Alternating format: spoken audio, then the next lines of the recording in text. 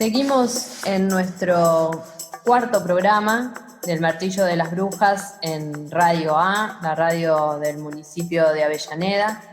Y en este programa nos propusimos recordar lo que fue el ALCA, pero no como un hecho histórico solamente, sino como una práctica emancipatoria, una práctica decolonizadora de 15 años atrás. Quizás en aquel momento no teníamos total conciencia de lo que iba a significar para los países de nuestra patria grande, ¿no? Pero no fue simplemente recordábamos en estos días, no fue simplemente ir a un acto o ir a esa cumbre de los pueblos, fue militar la consigna, militar la campaña, militar en el sentido de dar a conocer, de charlar, de hablar. Recuerdo que en aquel momento estábamos muchas de nosotros militando en la CTA. También éramos parte de la radio FM Compartiendo. Y bueno, en aquel momento una forma de militar y dar a conocer el tema fue generar reuniones, campañas, afiches, recorrer los barrios, porque realmente aquella movilización fue una movilización popular, desde todas las organizaciones políticas y sociales marchamos a Mar del Plata, ¿no? Una marcha y un acto y un compartir en aquel momento por la lucha de la dignidad de los pueblos latinoamericanos, ¿no? Eso nos marcó para siempre como continente.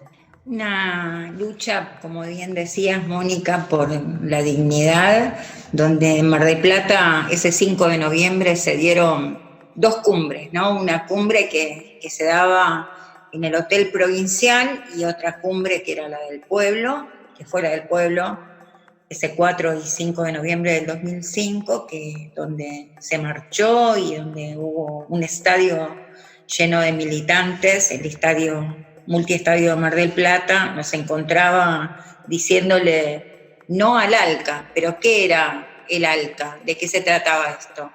El ALCA, un tratado de libre comercio que iba a favorecer únicamente los intereses de Estados Unidos y que nació por iniciativa de Estados Unidos en las cumbres anteriores, en 1994 en Miami, donde nadie se opuso, únicamente Cuba, que tampoco estaba invitada a esa cumbre.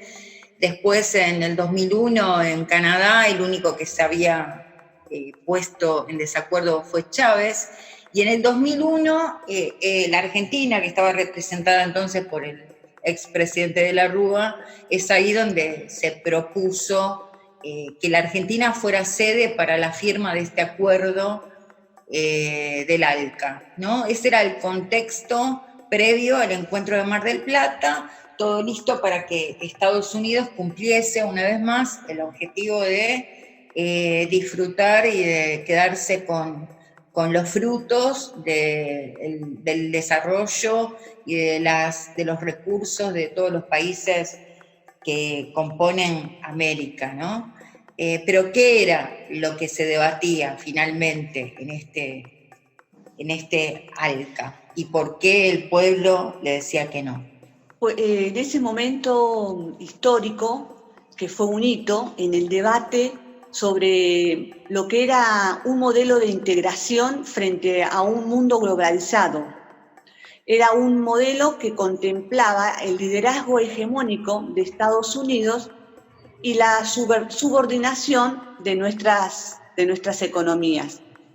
Sin duda, lo que sucedió en Mar del Plata fue un hito, fue un antes y un después en este debate de modelo de integración que aún sigue movilizándonos y sigue generando reflexiones y escenarios con diferentes posiciones y coordenadas que debemos intentar pensarlas y sintetizarlas y transformarlas. En ese momento fue la decisión política de Argentina y de Brasil de cambiar el eje del debate. En ese momento Lula como presidente y Néstor entendieron que la Argentina debía salir de su crisis a través de su propio desarrollo industrial.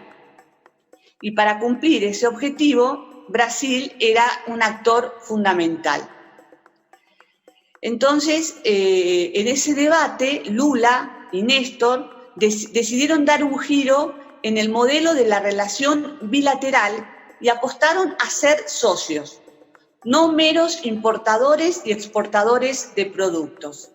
Apostaron fuertemente a una integración productiva, más allá, a una alianza estratégica que sirviera a los intereses de nuestros pueblos y de la región en su conjunto. Entonces, con el apoyo de los 4 países del Mercosur, Argentina, Brasil, Paraguay y Uruguay, junto con Venezuela, nos opusimos gracias a la convicción de Néstor para enfrentar a los poderosos de este modelo hegemónico. Podemos hacer una breve reseña de lo que fue el Mercosur. El Mercosur nació de un encuentro entre Argentina, Brasil, Paraguay y Uruguay el día 26 de marzo de 1991 en Asunción, capital del Paraguay, y firmaron un acuerdo los 4 países para realizar negocios comerciales entre ellos, además de actuar en conjunto para hacer acuerdos con otros países del mundo y sentaban las bases para que siguiéramos trabajando juntos en diferentes áreas. En conclusión, el Mercosur es el mercado común del sur, más conocido, y es un proceso importante de integración regional. ¿Conocés la expresión "la unión hace la fuerza"? Bueno, un poco este es el fondo del principio fundamental de lo que fue la conformación del Mercosur. Cuando los países se unen para trabajar en conjunto, para fortalecer sus economías, mejorar las relaciones comerciales, políticas, sociales y culturales entre ellos. Y debemos reconocer que esa firmeza y esa convicción en la unidad latinoamericana fue también la que impulsó el posterior nacimiento de la Unión de Naciones del Sur, UNASUR, el 8 de diciembre de 2004.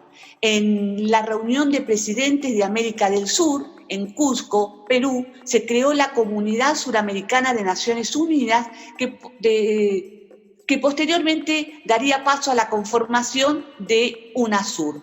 ¿Cuáles eran los objetivos? Eliminar la desigualdad socioeconómica, alcanzar la inclusión social, aumentar la participación ciudadana, fortalecer la democracia y reducir las asimetrías existentes.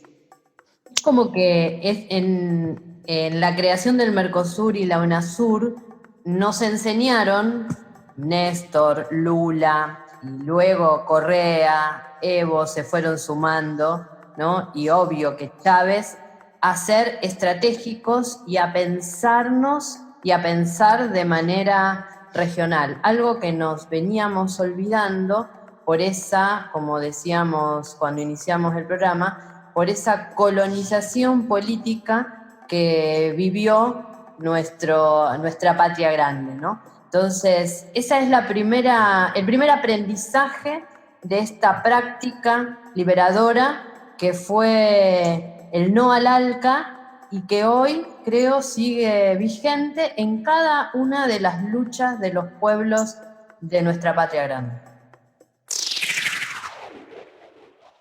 En esos años debatíamos profundamente sobre el tema ALCA, Área de Libre Comercio en las Américas.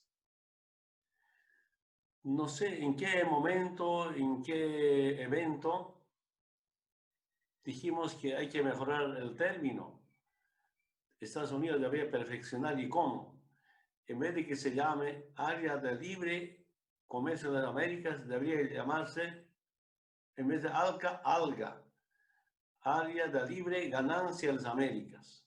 gobiernos de Estados Unidos piensan que América es de propiedad de Estados Unidos. La única soberanía de toda América es de Estados Unidos. Se equivocan. Esa es la lucha de todos, las generaciones pasadas, nuestra generación, para sentar nuestra soberanía. Y cuando era dirigente escuché las palabras del compañero Néstor Kirchner, ¿no? Decía que América no es el patio trasero de Estados Unidos. Con ese recorte de periódico yo hacía talleres, seminarios. Yo digo, el pensamiento, la liberación viene primero del sufrimiento. El sufrimiento genera un sentimiento. Entonces, sufrimiento y sentimiento genera pensamiento, un pensamiento de la liberación. Una liberación política, ideológica, una liberación de carácter social, cultural, económica, financiera. Así muy bien decía el hermano ministro, una política neocolonial en esos tiempos. Una batalla desde los movimientos sociales. Aunque, soy sincero, no se confiaba mucho en los presidentes. Y acá en 2005 nos han sorprendido varios presidentes. Hugo Chávez, Kirchner, Lula, como hace un momento hemos visto. Y nos dimos cuenta que los movimientos sociales no estaban solos. Habían presidentes anticolonialistas, antiimperialistas. Pueden ver personalidades, movimientos políticos con mucha solidaridad. Pero si no es antiimperialista, no es revolucionario. Puede haber gobiernos populistas, como nos dicen, gobiernos progresistas. Si no es antiimperialista, no es revolucionario. A esa conclusión llego después de una experiencia de lucha sindical, social, comunal, pero también de una experiencia de gestión para mi estado plurinacional.